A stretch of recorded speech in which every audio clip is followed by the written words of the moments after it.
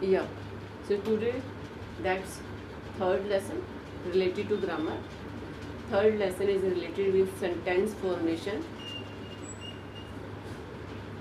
Now you can tell me sentence formation होता क्या है, यूज कहाँ पे होता है, इससे हम सेंटेंस कैसे बनाते हैं, इसका मीनिंग कैसे होता है. सेंटेंस फॉर्मेशन मतलब किसी सेंटेंस को बनाना. हाँ, सेंटेंस मतलब एक लाइन को बनाना. ठीक है, तो ये क्या चीज़ है, लेसन क्या है? लेकिन जैसे हम सिंपल सेंटेंस बनाते हैं वैसे है.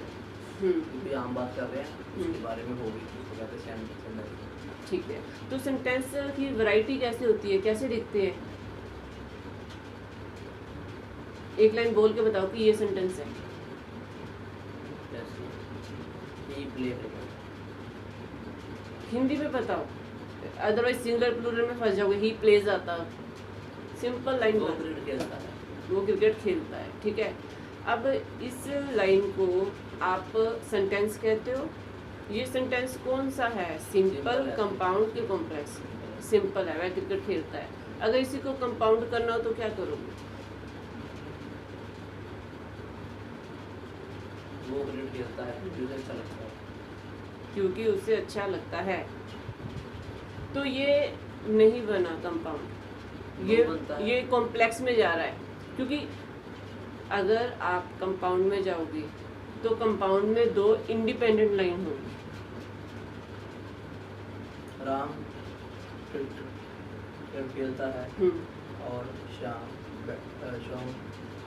कुछ भी शाम भी खेलता है. शाम. अब बना, जब एक सिंपल सेंटेंस है और वो इंडिपेंडेंट है, अपने सिर पे खड़ा है, एक ही करता है उसमें, तो वो सिंपल सेंटेंस है. कंपाउंड तब है जब दो इंडिपेंडेंट सेंटेंस साथ में चल रहे हैं. कॉम्प्लेक्स तब होएगा जब दो एक इंडिपेंडेंट और एक बाकी सारे डिपेंडेंट. और जो कंपाउंड होता है उसमें इंटरडिपेंडेंट भी होते हैं, एक दूसरे पे आश्रित भी होते हैं. जैसे अभी आपने जब पहली लाइन बोली थी दैट्स वाई दिस वाई बोली, तो वो भी आपकी इधर ही है, कंपाउंड ही है. लेकिन मेरे को पता करना था आप क्या कहोगे. तो सिंपल, कंपाउंड, कॉम्प्लेक्स तीन हो जाती है. ठीक है, अब सिंपल में आपने जैसे बोल दिया कि वो क्रिकेट खेलता है. ठीक है, अब इसमें वो कौन है? हाँ, लेकिन सब्जेक्ट है. और बाकी का जो रह गया कंटेंट वो क्या है? इसको इकट्ठा क्या कहते हैं? तो इसको पहले वाले को सब्जेक्ट, दूसरे वाले को प्रेडिकेट कहते हैं, उद्देश्य विधेय. हो रहा है थोड़ा क्लियर? तो सेंटेंस फॉर्मेशन होगी तीन टाइप की. जो पहला सेंटेंस है उसमें जब सब्जेक्ट, एचवी, वर्ब, ऑब्जेक्ट चार बनते हैं तो पहला सब्जेक्ट अलग निकल जाता है, वो उद्देश्य होता है. फिर दो एंड वाले तीन हो जाते हैं, वो होते हैं विधि. तो ये हो गया सिंपल सेंटेंस. अब इसको जब चार में लेके जाते हैं तो नेगेटिव, उसके बाद क्वेश्चन मार्क, उसके बाद. ठीक है, अब जब इसके साथ हमने प्लेस जोड़ना हो या टाइम जोड़ना हो तो सेंटेंस कैसे बनेगा? ही इज प्लेइंग या ही प्लेज. इसको अगर प्लेस जोड़ना है तो क्या करेंगे? अगर इसमें साथ में टाइम जोड़ा आपने, प्लेस भी जोड़ना है. ठीक है, तो इसमें आगे जब हम जाएंगे, सिंपल में ही आगे जाएंगे तो इंटेरोगेटिव प्रोनाउन होते हैं. तो इंटेरोगेटिव प्रोनाउन कैसे बनते हैं? हाँ, कैसे? ये तो सिंपल बन गया ना.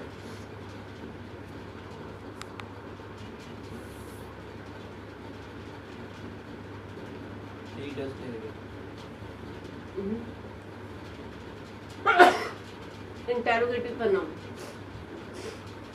मैं सारा ही शुरू से कराऊंगी आपको, बट एक बार देख लेते हैं कितने % है आपके पास. इंटेरोगेटिव प्रोनाउन में सेंटेंस फॉर्मेशन कैसे होती है, उसका प्रश्न कैसे बनेगा हिंदी में और इंग्लिश में. प्रश्न कैसे पूछोगे?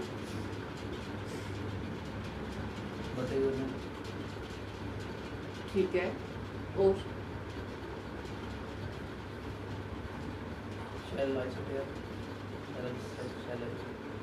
ठीक है, ये दूसरा बना है 4 वाला, इंटेरोगेटिव प्रोनाउन नहीं बना। हाँ, ये इंटेरोगेटिव बना है लेकिन इंटेरोगेटिव प्रोनाउन नहीं बना।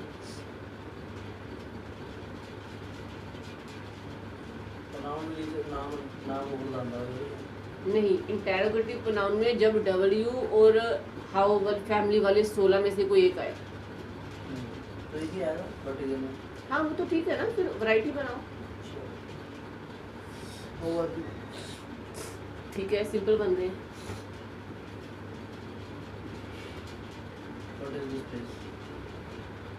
ओके, तो इसके आगे आ जाओ थर्ड टाइप के इम्पेरेटिव। तो इम्पेरेटिव कैसे बनते हैं, इम्पेरेटिव होते क्या हैं, पता कैसे चलता है?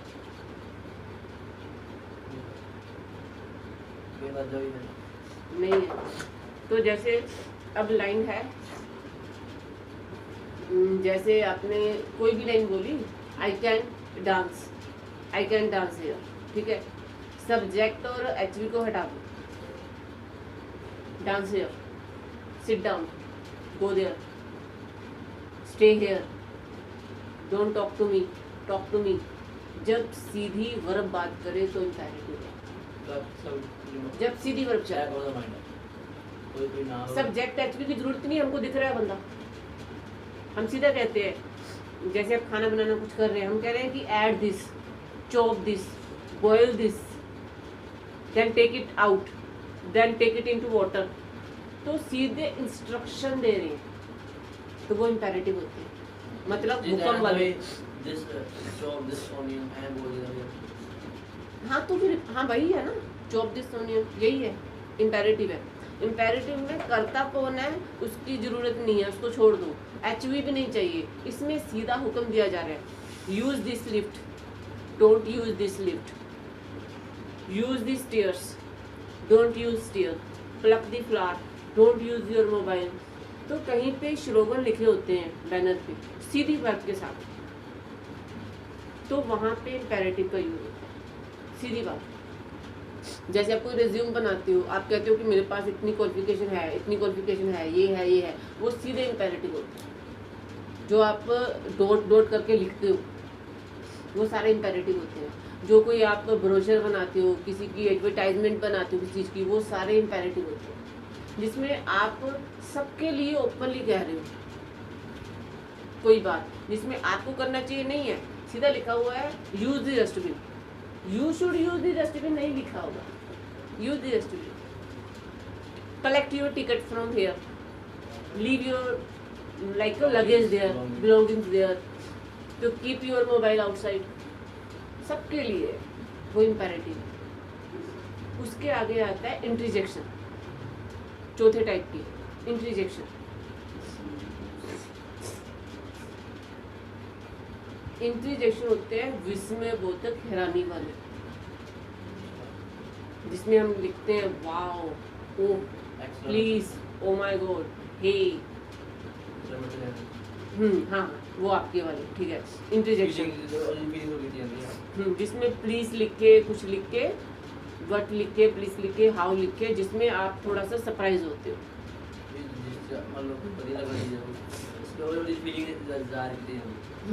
हैरानी वाले सारे। तो इस तरह से 4 टाइप के हो गए, ठीक है। अब मैं आपको यहाँ पे रिटन में थोड़ा सा टेबल बना के बता देती हूँ। तो सेंटेंस फॉर्मेशन हो गई है 3 टाइप की, सिंपल, कंपाउंड, कॉम्प्लेक्स। सिंपल में बनेगा एक सेंटेंस जो कि इंडिपेंडेंट होगा, कंपाउंड में बनेंगे 2 सेंटेंस या 2 से ज़्यादा भी बन सकते हैं और दोनों ही इंडिपेंडेंट होंगे। कंपाउंड में 1, 2, 3, 4, 5 जितने चाहो बना लो, इसमें इंडिपेंडेंट एक ही रहेगा। जैसे आप टीवी की बात करो, कंप्यूटर की बात करो, किसी की बात करो, तो वो इंडिपेंडेंट एक ही रहेगा, फिर सब उस पर डिपेंडेंट चलते जाएंगे, तो ये सब उस पर डिपेंडेंट होंगे।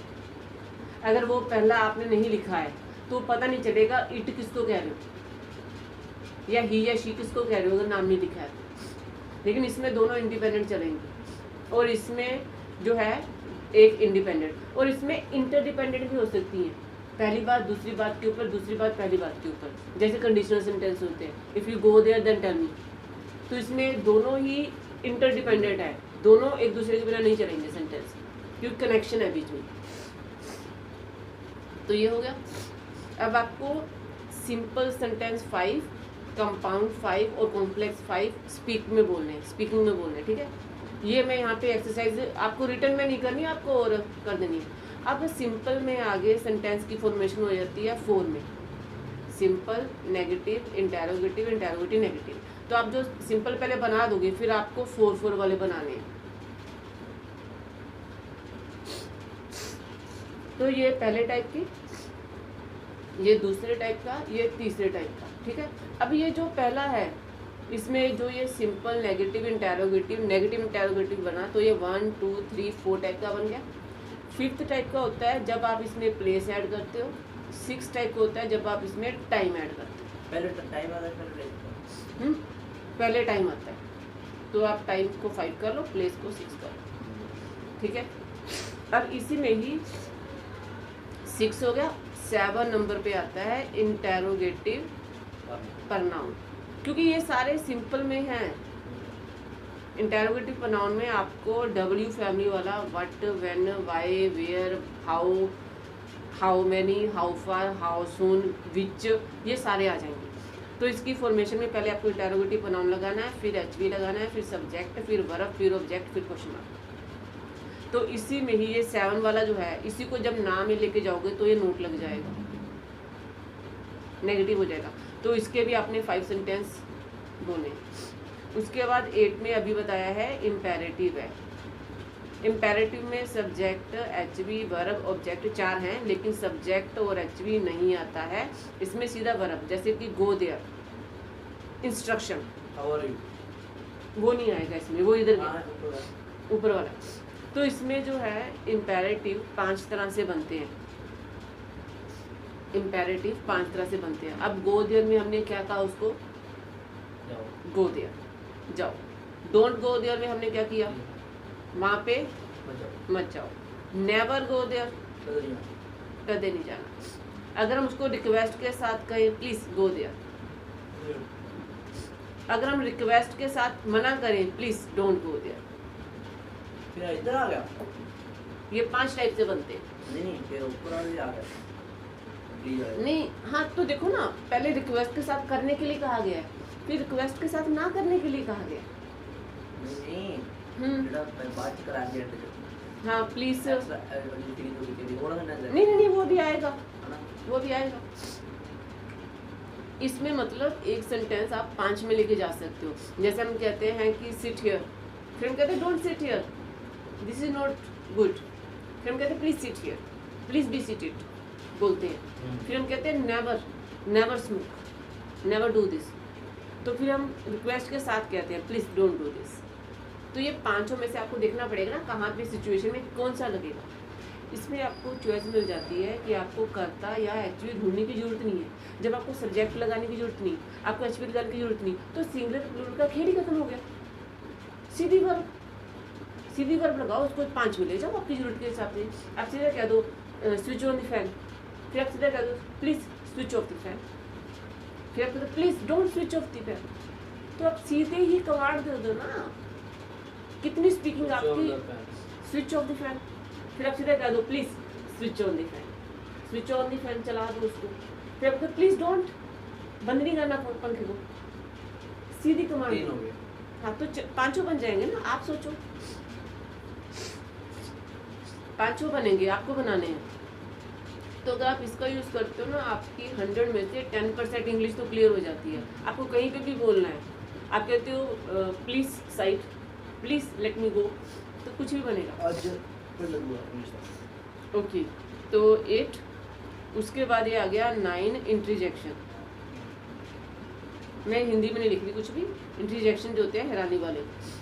तो इसमें आप लिखोगे वाओ, या फिर हाउ, या फिर व्हाट, या फिर हे, या फिर ओ माय गॉड, कुछ भी ऐसा आप पहले बोलते हो, रिएक्ट करते हो, आप ओ शिट, आई फॉरगॉट, तो भूल गया।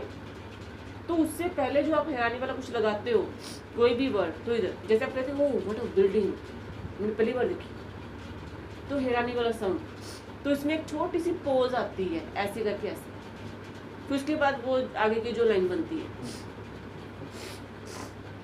तो ये क्लियर हो गया। सिंपल में ये आगे आपके 9 तरह की।